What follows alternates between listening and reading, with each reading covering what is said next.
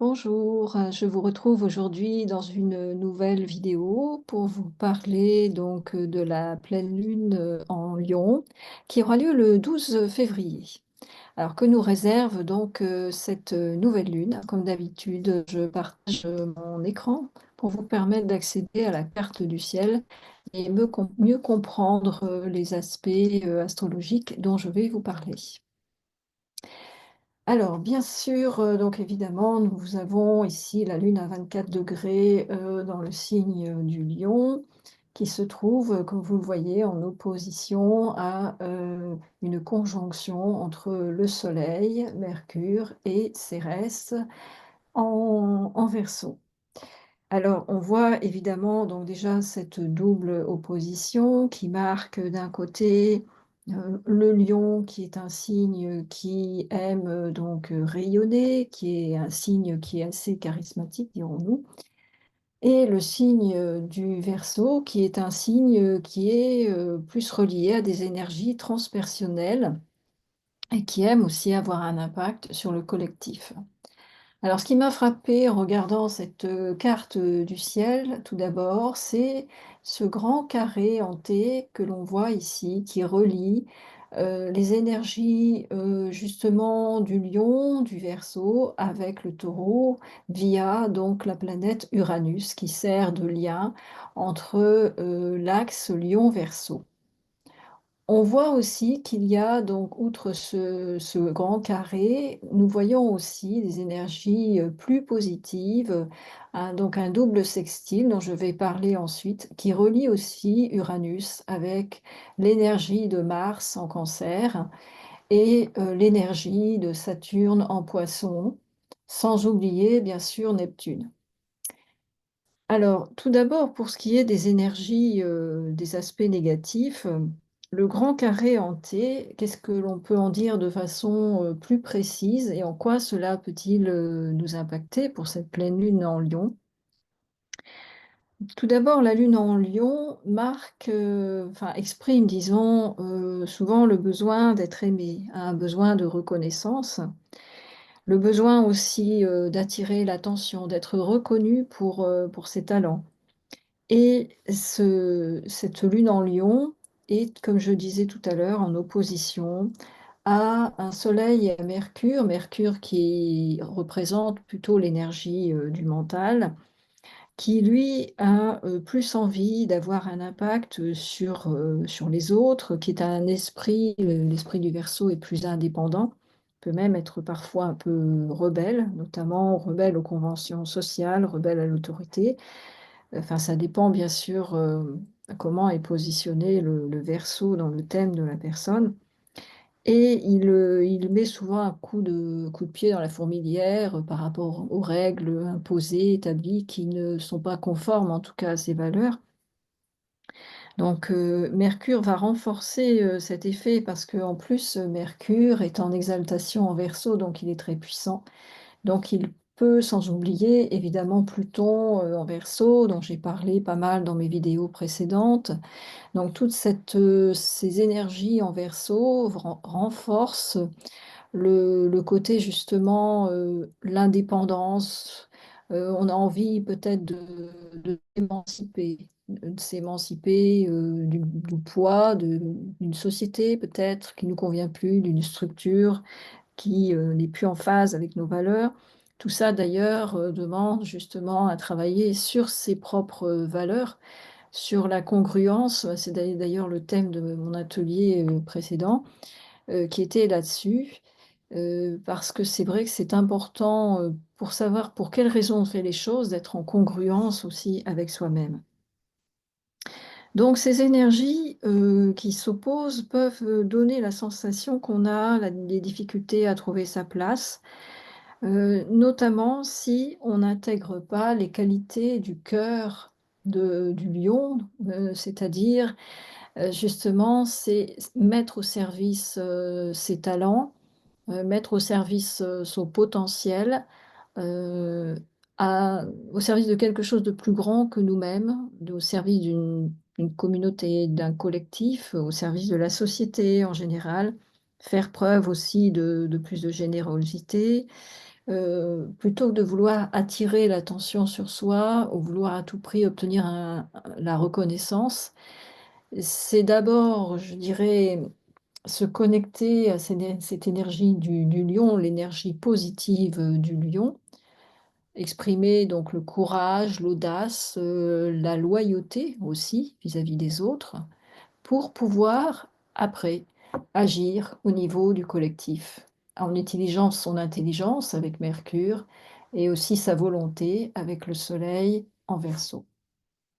Sans oublier non plus, je pourrais même ajouter sa capacité à se remettre en cause avec Pluton,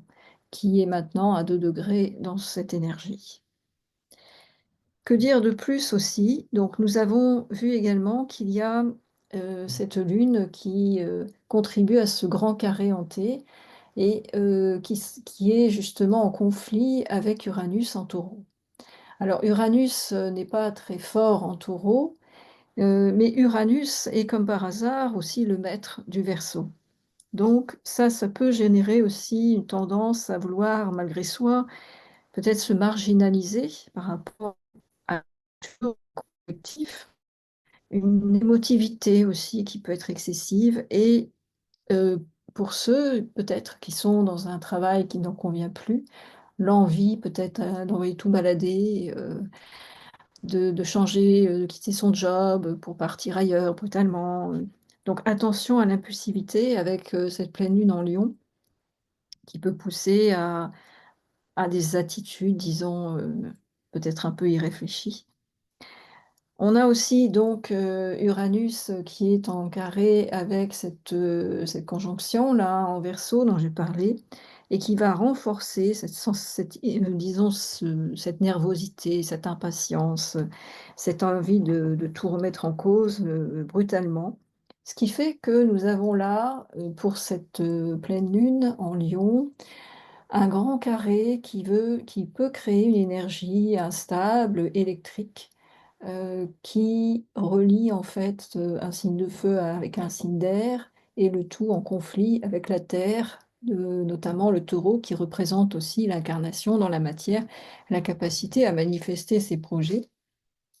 Donc il y a là quelque chose, qui demande un grand travail sur soi pour être aligné et pour parvenir justement à,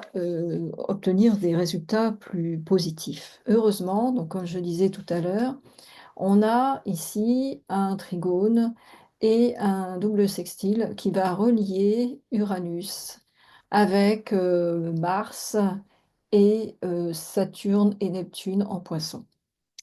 Alors tout d'abord, Mars, en sextile à Uranus, va vous permettre, d'avoir un regain d'ingéniosité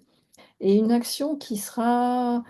guidée davantage par les intuitions, d'autant plus que Mars est encore, rétrograde, comme vous pouvez le voir et le Cancer, c'est un signe aussi qui est très intuitif. Donc l'action est disons tournée vers la réflexion intérieure et elle peut donc, en bon aspect Uranus, vous permettre de mettre en place malgré tout des changements positifs. On a aussi donc comme je disais, un bon aspect entre Uranus et Saturne en Poisson,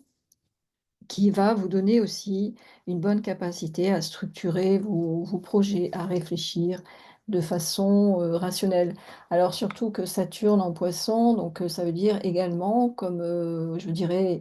Mars en Cancer, que l'intuition est au service de la réflexion, de la structure, de la mise en place de quelque chose et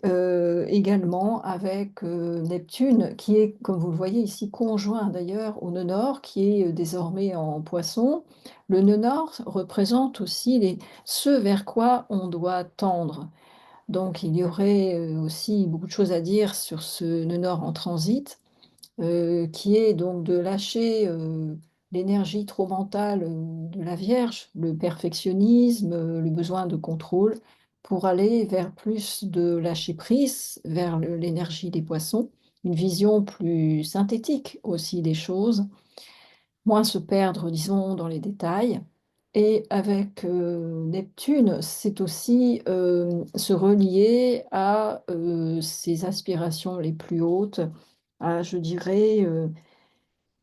s la spiritualité, à son moi supérieur. C'est écouter la guidance de ses guides. Et d'autant plus que, nous avons aussi, ce qui est intéressant, c'est que Neptune et le nœud Nord sont reliés à, des énergies, des planètes lentes comme Uranus, ici en sextile avec, Neptune et également, Pluton. Donc ça veut dire que les changements qui apparaissent, sont positifs, qu'il est même si vous avez la sensation que vous ne voyez pas encore dans la matière les changements, au niveau de vos ressentis, de votre intuition, surtout si vous êtes, comme on l'a vu, des signes concernés par ces transits, vos intuitions seront justes en général grâce à ces transits qui permettent justement, une bonne, comme une bonne harmonie, une bonne synergie, je dirais, entre l'intuition, la réflexion, la structuration des choses et ensuite, la mise en place. Donc c'est vraiment, faire confiance à vos intuitions pour, continuer, vos projets. Si malgré tout vous sentez, que ça bloque, vous sentez, perdu, vous avez par exemple, envie de changer de travail, par exemple, mais vous ne savez pas, quelle direction prendre, vous êtes un peu perdu professionnellement en ce moment. Donc, je peux vous proposer, bien sûr un accompagnement, en plusieurs séances qui part de votre thème natal et qui utilise aussi, un protocole avec, du coaching et d'autres outils pour vous permettre, de vous réaligner avec vous-même, d'être plus en phase aussi avec vos valeurs et de faire, un choix plus conscient, notamment pour, changer de travail. Mais c'est valable aussi, si vous avez, d'autres types, de blocages, par exemple des blocages, relationnels. En tout cas, le forfait que je propose, c'est surtout pour les personnes qui ont des soucis récurrents dans leur vie et notamment, sur le plan, professionnel. Qui ont essayé, donc peut-être de faire un bilan de compétences, enfin peu importe, de faire, d'autres choses, mais qui, n'arrivent toujours pas à sentir, à prendre la bonne décision, pour elles. Donc là, l'astrologie, c'est un outil très puissant de connaissance de soi et il y a des points, justement aussi en astrologie qui permettent, d'aller plus loin. Je pense notamment, à travailler sur la lune noire, à travailler sur Chiron, sur les nœuds lunaires, même sur Pluton.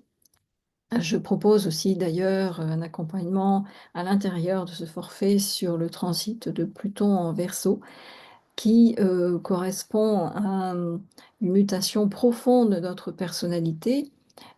Quel que soit l'endroit où se trouve Pluton dans votre thème natal, il va forcément vous impacter.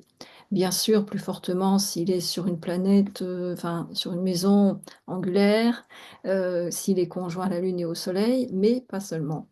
Et donc, c'est important de comprendre justement l'impact qu'il peut avoir sur, votre évolution ou au contraire votre involution, si je puis dire. C'est-à-dire qu'il peut aussi créer des blocages parce que les transits de Pluton peuvent générer aussi des résistances plus ou moins conscientes dans notre psyché et qui peuvent, provoquer de la souffrance psychique, même des conflits avec les autres et cetera. Personnellement, j'ai constaté il y a quelques années que Pluton transitait, sur mon ascendant, avant aussi sur ma maison 12 et que ça avait, généré pas mal de soucis, professionnels, de remise en question et c'est vrai qu'il y a un moment j'étais, perdue et c'est pour toutes ces raisons, c'est ma propre expérience et aussi l'accompagnement, que j'ai, fait avec plusieurs clients qui m'ont permis de proposer, de construire ce forfait donc qui est vraiment, centré sur les blocages, de vie et notamment, professionnels. Donc si, vous voulez en savoir plus, si cela vous intéresse, je vous invite à donc, cliquer sur le lien que je mets en plus en dessous de cette vidéo et vous pouvez aussi, me contacter pour un rendez-vous découverte pour que je vous explique un peu plus en détail en quoi consiste, cet accompagnement. Bon, bah, je vous remercie beaucoup, de votre fidélité et de votre écoute, et à bientôt. Au revoir.